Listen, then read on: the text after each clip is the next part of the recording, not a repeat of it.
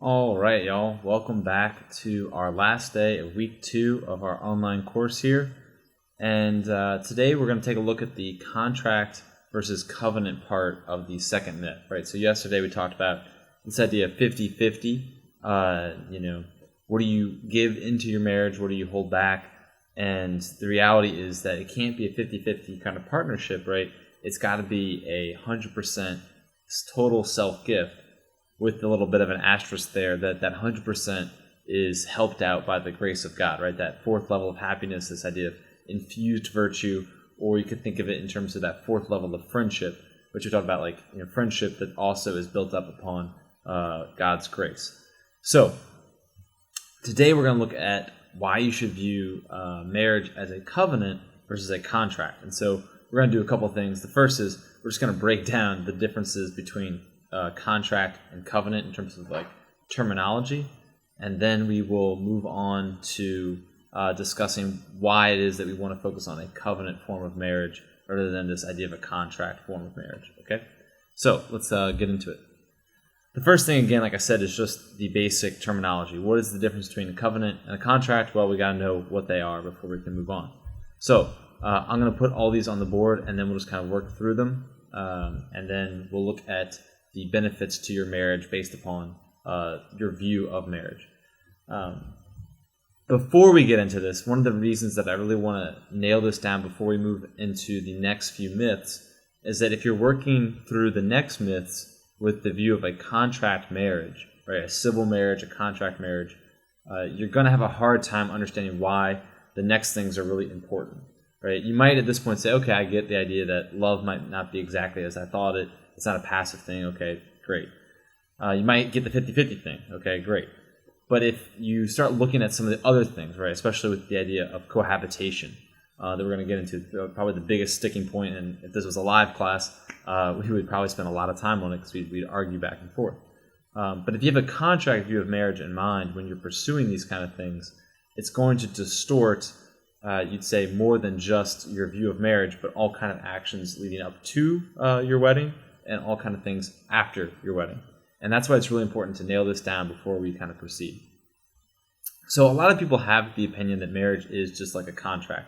You bring goods to the table, she brings goods to the table, you have a deal that works out, and then when it doesn't work out, you break it apart, right? And that's what we say that a contract version of marriage is usually built upon conditional love, right? You probably heard a lot about unconditional love. People love each other unconditionally. And a lot of marriages, the sad reality is that it is a conditional love. I love you until X, Y, Z, right? I love you until I feel otherwise is usually what people mean by contract marriage. You hear it all the time with celebrities, right? Like we grew apart, it didn't feel right anymore. And so the marriage dissolves, it breaks apart, like a contract when the construction workers or you could say the contractor and the owner of the house, the person that wants to build the house, when they don't see eye to eye, the contract breaks apart, right? And that's the other thing about contract marriages. That's going to obviously have a big effect on something we're going to talk about later on, which is prenuptial agreements and things like that, right? Because contract marriages say, like, once a party offends the terms of the contract, well, then you're free to dissolve the contract, right? The same thing would be true, again, like if your builder, your contractor says that he's going to provide you X service by this date at this cost, and he doesn't get it done, or he violates the terms of the contract, well, then you're free to dissolve that contract, right? And that's fine for things like building a house, and that's fine for things like the terms and service that no one ever reads on things from iTunes to Spotify to whatever, right? But when you talk about your marriage, well, you already seen in the first myth, right, that you don't want your love to be conditional. Real love isn't conditioned on receiving any benefit for yourself. Real love is you going outside of yourself for the goodwill, for the good of the other person. And that's why you want your marriage to be based upon this unconditional version of love. And it doesn't mean perfect love. I think people get that confused. When they hear unconditional, they immediately think of how God loves us unconditionally. We want to strive for that unconditional love, meaning that we never put conditions on our love, for better or for worse, sickness and in health, death do us part. Doesn't mean we're going to be perfect at it, but we strive for that, right? Now, the indissoluble part. A lot of people get nervous about this. In fact, this is a main reason why people cohabit before marriage, is because they're nervous or fearful of the indissolubility of marriage, meaning it can never be broken apart, even if one of the parties offends the terms of the marriage, right? To stay faithful till death do you part. We'll get into that in the next 2 slides a little bit more, but the thing I want to say about it, at least right now, is that if you were to say, what's the ideal version of marriage? Well, the ideal version is the one in which your spouse loves you unconditionally and that marriage lasts forever. So my point to you is always, why don't you want to pursue the ideal? Why, before even on the onset, right, before the onset of your marriage, are you settling for something lower? And a lot of people do that, right? Especially the prenuptial agreement kind of exhibits this, that even before you're married, you're putting in a condition that says, I don't think this is really going to work anyway. That's not the kind of thing you want to strive for, right? Again, championship analogy. Why would you go into the championship game saying, I guess second place is okay. We'll take second place. You want to strive to win. Now, you may, in fact, not win. You may, in fact, suffer a bad marriage. The marriage may fall apart. But you want to strive for indissolubility. And we'll talk about sacramentally why we say that marriage, if it's valid, is indissoluble. But that's for another time, okay? And then the last 2 things here is that when you have a contract version of marriage, you kind of, again, have that working business type relationship. It's an exchange of goods and services. I bring X to the table, she brings Y to the table. And as soon as one of you doesn't bring that to the table, you go ahead and you dissolve the contract, right? Whereas a covenant view of marriage says, we're going to bring everyone into the family. It's not me and you, it's us, right? All of us as one. Again, that biblical idea is one flesh in this together, right? And so it creates this family bond, this family unity that isn't always apparent in the contract version of marriage, okay? Okay, last few things here, and you'll see how this kind of ties things together. On a contract view, it's very easy to go that 50-50, right? Is that you bring this to the table, I bring that to the table, we save a little bit for ourselves, and in that mindset, you're very likely to enter into a cost-benefit analysis that we talked about yesterday, right? This idea that, well, I'm giving this amount, but I'm not getting out, like I'm giving 50%, but I'm only getting out of it 30%. That's not equaling 100, I'm out, right? Think of Shark Tank. I'm watching a little bit of Shark Tank recently. If you're not getting back on your investment, why would you not get out of that investment? And that's a dangerous game to play for marriage. One, because marriages are built on human relationships. You know from your friendships now, they're not always perfect. You don't want to end a relationship with your best friend just because you got in one argument. But it happens a lot with marriages where people start to get tired, they get run down, external things that are happening beyond their control start to weigh in on even their day-to-day relationship. And they say, well, I'm not getting out of it what I thought I could get out of it, and therefore I'm going to break it up, right? And there's this counting the cost, this cost-benefit analysis that can creep in to your marriage.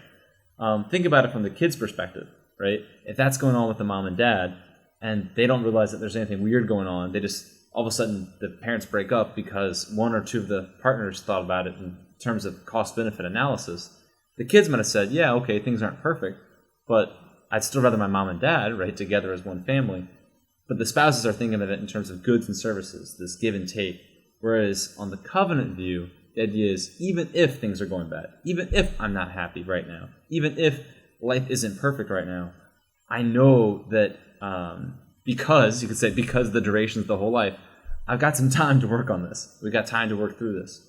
And the cost benefit is kind of unknown in that because you're not constantly keeping score. What you're constantly doing is keeping your eyes fixed on the goal. I'm sorry again for the running analogies, but it's just coming to my mind. One of the things that I always notice, at least when I was coaching, I probably made the mistake when I was running, but especially when I was coaching at Mount Carmel, you would have the girls get really focused, and usually the faster runners, the faster athletes will do this. They'll get really focused on their times. Like, I really want to run this time. I want to run 5 minutes here, 5 minutes there, and finish with a 4:50. Now, we're talking guys' times, and the idea being that you're so worried about the time, you're not worried about running the race, right? You're so worried about hitting these marks, kind of artificial marks, that you're not really worried about the end goal. When you're doing a cost-benefit or contract view of marriage, where you're constantly saying, well, I've given this, you need to provide this, you're not keeping your eyes fixed on the real goal. And what I find in athletics is that when your athletes are more worried about winning the race and just enjoying the race, sometimes it's going to hurt. Sometimes you're not going to win. Sometimes you're going to lose. But if you keep your eyes up on the goal, you actually, more often than not, achieve the goal because that's where your focus is. And the things below that, right, your actual times, how hard it hurts sometimes, they don't mean as much because what you're really focused on is, again, on that happiness chart, it's a higher end, right? So in marriage, it's the same way. If you're constantly keeping the good of the other person, your spouse, your family, like your kids, if you're constantly thinking of them, drawing your energies outside of yourself, you don't really have time to play this cost-benefit analysis game. And in fact, you probably are going to be happier in the long run because you're keeping your eyes focused on something life-giving, right? But it's a little scary because it might not work out. There's no guarantees that it'll work out. Whereas in the contract view, there's this comfort because you can leave yourself an exit strategy, right? You know you could get divorced. You might have signed a prenuptial agreement, and therefore you can kind of escape unharmed, quote unquote, unharmed. And we'll get into why that's not necessarily the case in another chapter. And that's usually why people opt for the contract view of marriage. Not because they're bad people. It's not because they want to take the easy way out necessarily. But I think there is a difficult fear to overcome of the unknown, right? What if this doesn't work out? What if this in the end causes me more pain than happiness in the long run? And that is why there is something scary about getting married, this idea of getting married for life with no possibility of divorce, and that covenant union is very scary. No one said it wasn't going to be. And I don't know where we got that idea from with marriage, that everything should work out and I should be really happy without any kind of risk to myself. Nothing in life worth doing doesn't come without risk, right? You could easily stay at home and not run the race. You won't lose. You certainly won't win, though, either, right? Every time I've lined up for a race, I feel the same nervousness of, man, what if it doesn't go well for me this time? And you can ask my wife. I've never been more nervous in my entire life than the weeks, months leading up to our marriage. And I was so nervous. You have to watch the wedding video to really see how sad it was. But I've never felt that way before. It's a scary thing. But that's where that other part comes in, that God's grace part. No one says you have to do it alone. Your spouse, your best friend, is there to help you throughout the whole thing. That's one of the best parts about marriage. 2, God's going to be with you the whole time. The people that take the contract view of marriage often still kind of stay isolated, right? They're not thinking in terms of my partner's going to help me through the difficult times. They're thinking, actually, when the difficult times come, I can leave my partner, right? Whereas in the covenant view of marriage, you've got your best friend, your spouse, and you've got God on your side saying, hey, I know it might be tough now, but you can get through it. Final point for today, and then we'll head into the weekend, is what about irreconcilable differences? This is my favorite question. Well, Mr. Flores, what if there just becomes something in your marriage that you just can't get past it? There's no way to reconcile these two things. Then can you get divorced? And the Catholic answer is no, right? If it's a valid sacramental marriage, you can't get divorced even if you have irreconcilable differences. The secret to any successful marriage is that not that you avoid irreconcilable differences, but that you know that there are going to be irreconcilable differences and you love the person anyway or through those irreconcilable differences. And it can be as mundane as how someone eats their dinner or how they brush their teeth, right? Or it can be philosophical, like she doesn't think the same way you do about certain things or doesn't think some things are important that you think are important. It could be a lot of different things. It could be the fact, again, the example I'm giving here is this guy, Graham Greene, a Catholic novelist, a Catholic convert novelist of England, who had an absurd amount of affairs throughout his life. And his wife refused to divorce him. And they would say, well, why don't you get divorced? Everyone knows your husband is having these affairs. And she says, well, my church teaches that there is no such thing as divorce, and I've made my commitment to love him even through these difficult times. And so she continued to pray for him throughout his life. He eventually converts, and he dies faithful to his wife and to the church. A lot of times we think that moments are once and for all, and so we can get to these difficult points in any kind of relationship and think there's no way past this. There's no way forward. The secret to life is that there's always going to be difficult moments. There's always going to be something that seems irreconcilable. There's always going to be something that seems like there's no way we can get past this. But the reality is, with a few simple tools, with a couple that wants to work on it together, and with God's grace, there's nothing you can't get through. Doesn't mean that they're going to solve everything. It just means that you're going to find a way through it. And so what I'd say is that with irreconcilable differences, divorce, covenant, contract, marriage, you just want to go into it knowing your spouse is going to do something that you're not going to like. There's no perfect person out there that you're not going to have some deep-seated disagreement with. The point isn't to get rid of those or to avoid them. The point is to love that person even through those, right? And then a lot of times they become things that you end up cherishing about the person because they're different than you. Okay? So I know that's really fast. If you have any questions, don't forget to put them in the discussion board. We will have our first test a week from yesterday, okay, so next Thursday. And then don't forget to complete the end questions for this assignment, and then there'll be a journal on Myth 2 due over the weekend, so due Monday. All right, guys, stay safe, and I will see you in the next one.